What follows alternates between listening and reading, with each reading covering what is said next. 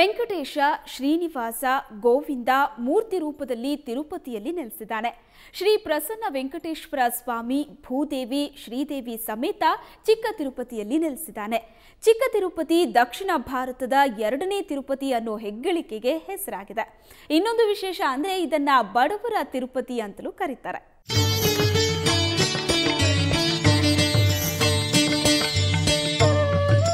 ಚಿಕ್ಕ ತಿರುಪತಿ ಭೌಗೋಳಿಕವಾಗಿ ಬೆಂಗಳೂರು, ಕೋಲಾರ, ಹೊಸೂರು, ಕೃಷ್ಣಗಿರಿ, ಆಂಧ್ರದ ಚಿತ್ತೂರು ಗಡಿ ಹೊಂದಿಕೊಂಡಿರೋ ಕೋಲಾರ ಜಿಲ್ಲೆಯ ಮಾಲೂರು ತಾಲೂಕಿಗೆ ಸೇರಿದೆ.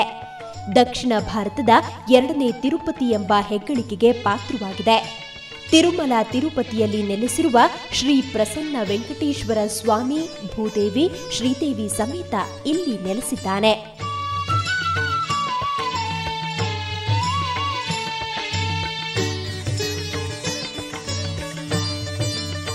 ಪುರಾಣಗಳಲ್ಲಿ ಈ ಸ್ಥಳಕ್ಕೆ ಅತ್ಯಂತ ಮಹತ್ವ ನೀಡಲಾಗಿತ್ತು. ಧರ್ಮ ರಕ್ಷಣೆಗಾಗಿ ಮಹಾವಿಷ್ಣುವೇ ವಿಶ್ವದಲ್ಲಿ ವಿವಿಧ ರೂಪಗಳಲ್ಲಿ ಅವತರಿಸಿದ್ದಾನೆ. ಅದರಂತೆ ಕಲ್ಕಿ ಅವತಾರದಲ್ಲಿ ಕಲಿಯುಗ ಅಂತ್ಯದಲ್ಲಿ ಶ್ರೀಮನ್ನಾರಾಯಣನೇ ಭಕ್ತರ ಜೊತೆ ನಿರಂತರವಾಗಿರಲು ವೆಂಕಟೇಶ, ಶ್ರೀನಿವಾಸ, ಬಾಲಾಜಿ, ಗೋವಿಂದ ಅಂತ ಕರೆಸಿಕೊಳ್ಳುತ್ತಾನೆ.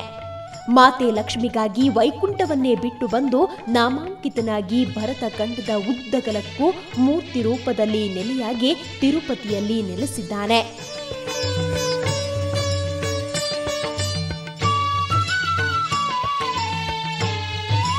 ನಾರಾಯಣ ಶ್ರೀನಿವಾಸನಾಗಿ ಪದ್ಮಾವತಿಯನ್ನ ವಿವಾಹವಾಗಿ ಸಪ್ತಗಿರಿಯ ತಿರುಮಲದಲ್ಲಿ ಶಾಶ್ವತವಾಗಿ ನೆಲೆಸಿದ್ದಾನೆ. ಆದರೆ ವೆಂಕಟೇಶ್ವರನ್ನೇ ಪ್ರಸನ್ನ ವೆಂಕಟೇಶ್ವರನಾಗಿ ಪುಣ್ಯ ಕ್ಷೇತ್ರ ಚಿಕ್ಕ ತಿರುಪತಿಯಲ್ಲಿ ನೆಲೆಸಿದ್ದಾನೆ. ಸರ್ವವ್ಯಾಪ್ತಿಯಾದ ಈ ದಿವ್ಯ ಧಾರ್ಮಿಕ ಕ್ಷೇತ್ರದ ಸಮಗ್ರ ಪರಿಚಯವಾಗಬೇಕಾದ್ರೆ ಚಿಕ್ಕ ತಿರುಪತಿಗೆ ಒಮ್ಮೆ ಬಂದು ನೋಡಬೇಕು. ಚಿಕ್ಕ ತಿರುಪತಿ ಚೋಳರ ಕಾಲದಲ್ಲಿ ಜೀರ್ಣೋದ್ಧಾರವಾಗಿರಬಹುದು ಎಂದು ತಿಳಿದು ಬರುತ್ತೆ. ಪಾಳೆಗಾರರ ಆಳ್ವಿಕೆಯಲ್ಲಿ ಮಹತ್ವ ಪಡೆದಿತ್ತು. ವ್ಯಾವಹಾರಿಕವಾಗಿ ಕಲ್ಕೇರಿ ತಿರುಪತಿ ಎಂದು ಹಿಂದೆ ಕರೆಯಲಾಗ್ತಿತ್ತು. ಈ ಹೆಸರು ಈಗಲೂ ಕಂದಾಯ ಇಲಾಖೆಯಲ್ಲಿ ಇದೆ.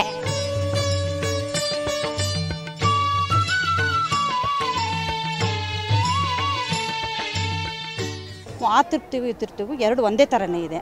ತುಂಬ ದೇವಸ್ಥಾನದಲ್ಲಿ ಪೂಜೆಗಳು ಅವೆಲ್ಲ ಭಾಳ ಚೆನ್ನಾಗಿ ನಡೆಯುತ್ತೆ. ಅಂದರೆ ದೇವ್ರ ಮೇಲೆ ಭಾಳ ನಂಬಿಕೆ ಇದೆ ನಮಗೆ. ಅದರಿಂದ ಒಳ್ಳೆಯದಾಗಿದೆ. ಅದರಿಂದ ನೋಡಬೇಕು ಅಂತ ಅಂದ್ಬಿಟ್ಟೆ ನಾವು ತಿರುಪ್ತಿಗೆ ಬಂದಿದ್ದು. ನನಗೆ ಇಲ್ಲಿ ಬಂದ ಮೇಲೆ ಒಳ್ಳೆಯದಾಗಿದೆ. ಪ್ರತಿಯೊಂದು ಏನು ಅರ್ಸ್ಕೊಂಡು ಹೋಗ್ತೀನಿ ಅದೆಲ್ಲ ಇಲ್ಲಿ ನನಗೆ ಅನುಗ್ರಹಿಸಿದೆ. ಅಲ್ಲಿ ದೊಡ್ಡ ತಿರುಪ್ತಿಗೆ ಹೋಗಿ ಅಲ್ಲಿ ರಶ್ಶು ಅದು ಇದು ಸ್ವಲ್ಪ ಕಷ್ಟ ಅನಿಸುತ್ತೆ. ಎಲ್ಲ ಫ್ಯಾಮಿಲಿ ಅಲ್ಲಿ ಹೋಗ್ಬಿಟ್ಟು ಬರೋಕ್ಕಾಗಲ್ಲ. ಅಲ್ಲಿ ಅರ್ಸ್ಕೊಂಡ್ರೂ ಇಲ್ಲಿ ಬಂದು ನಾವು ಪೂಜೆ ಸಲ್ಲಿಸ್ಬಿಟ್ಟು ಹೋಗ್ತೀವಿ. ಶ್ರೀ ಪ್ರಸನ್ನ ವೆಂಕಟೇಶ್ವರ ಸ್ವಾಮಿ ದೇವಾಲಯ ಚೋಳರ ಶೈಲಿಯಲ್ಲಿ ನಿರ್ಮಾಣವಾಗಿದೆ. ಹಲವು ಸಂಶೋಧನೆಗಳ ಪ್ರಕಾರ ಈ ದೇವಾಲಯ 1000 ವರ್ಷಗಳ ಹಿಂದೆ ನಿರ್ಮಾಣ ಮಾಡಲಾಗಿದೆ ಎಂದು ಅಂದಾಜಿಸಲಾಗಿದೆ. ಗರ್ಭಗುಡಿಯಲ್ಲಿನ ಶ್ರೀ ಪ್ರಸನ್ನ ವೆಂಕಟೇಶ್ವರ ಮೂರ್ತಿ 1.5 ಅಡಿ ಪದ್ಮಪೀಠದ ಮೇಲೆ 3.5 ಅಡಿ ಎತ್ತರವಿದ್ದು ನಿಂತ ಭಂಗಿಯಲ್ಲಿ ದಿವ್ಯ ಮಂಗಳ ಮೂರ್ತಿಯು ಎಂತಹ ನಾಸ್ತಿಕರನ್ನೂ ಸಹ ಆಸಕ್ತರನ್ನಾಗಿ ಮಾಡುತ್ತೆ.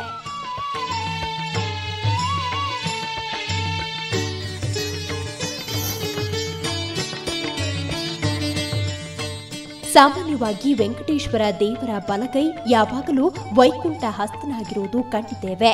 ಆದರೆ ಚಿಕ್ಕ ತಿರುಪತಿಯಲ್ಲಿ ಮಾತ್ರ ಹಾಗಿಲ್ಲ. ಇಲ್ಲಿ ವೆಂಕಟೇಶ್ವರ ಸ್ವಾಮಿಯ ಬಲಗೈ ಅಭಯ ಹಸ್ತನಾಗಿರುತ್ತಾನೆ. ಎಡಗೈ ಮೊಣಕಾಲಿನ ಬಳಿ ಚಾಚಿಕೊಂಡಿರುತ್ತೆ.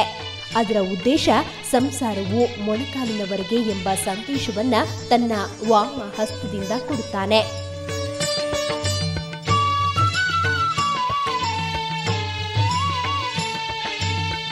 ದೇವಾಲಯದ ಹೊರಗಡೆ ಸುಂದರವಾದ ರಾಜಗೋಪುರಗಳು, ದೇವಾಲಯದ ಮಂಟಪಗಳು, ರಾಜಬೀದಿ, ರಥದ ಬೀದಿ ಹೊಂದಿದ್ದು ವರ್ಷದಲ್ಲಿ 2 ರೀತಿಯಲ್ಲಿನ ದರ್ಶನವನ್ನ ನೀಡುತ್ತಾನೆ.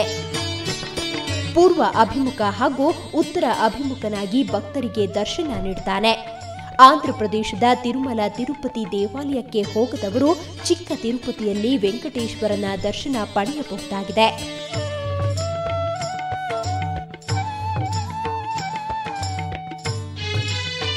ಈ ದೇವಾಲಯವು ಬಡವರ ದರ್ಶನಕ್ಕೆಂದೇ ಇದೆ. ವೆಂಕಟೇಶ್ವರ ಪ್ರಸನ್ನನಾಗಿ ದರ್ಶನ ನೀಡುತ್ತಾನೆ. ಬಡವರ ತಿರುಪತಿ ಎಂದೇ ಹೆಸರಾಗಿರುವ ದೇವಾಲಯ ಚಿಕ್ಕ ತಿರುಪತಿಯಾಗಿದೆ. ಇಲ್ಲಿ ವರ್ಷದ ಎಲ್ಲ ಮಾಸಗಳಲ್ಲೂ ವಿಶೇಷ ಪೂಜೆ, ಅರ್ಚನೆ, ಯಜ್ಞ, ಯಾಗಾದಿಗಳನ್ನು ನಡೆಸಲಾಗುತ್ತೆ.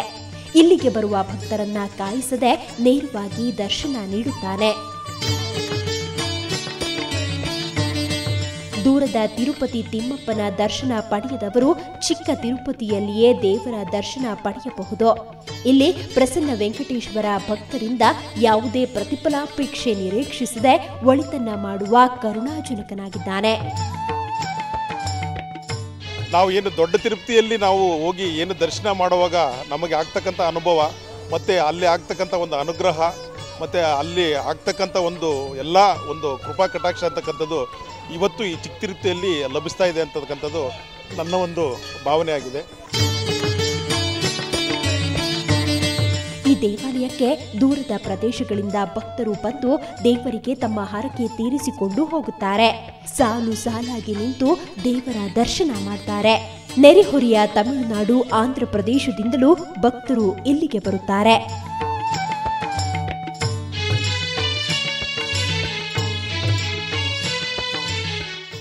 ದೇಶದ ಮೂಲೆ ಮೂಲೆಯಲ್ಲೂ ಅಖಿಲಾಂಡ ಕೋಟಿ ಬ್ರಹ್ಮಾಂಡ ನಾಯಕ ನೆಲೆಸಿದ್ದಾನೆ. ಹಾಗಾದ್ರೆ ಇನ್ನು ಬಂಗಾರ ತಿರುಪತಿಯ ಬಗ್ಗೆ ಹೇಳೋದು ಬಾಕಿ ಇದೆ. ಅದಕ್ಕೂ ಮೊದಲು ಒಂದು ಚಿಕ್ಕ ವಿರಾಮ.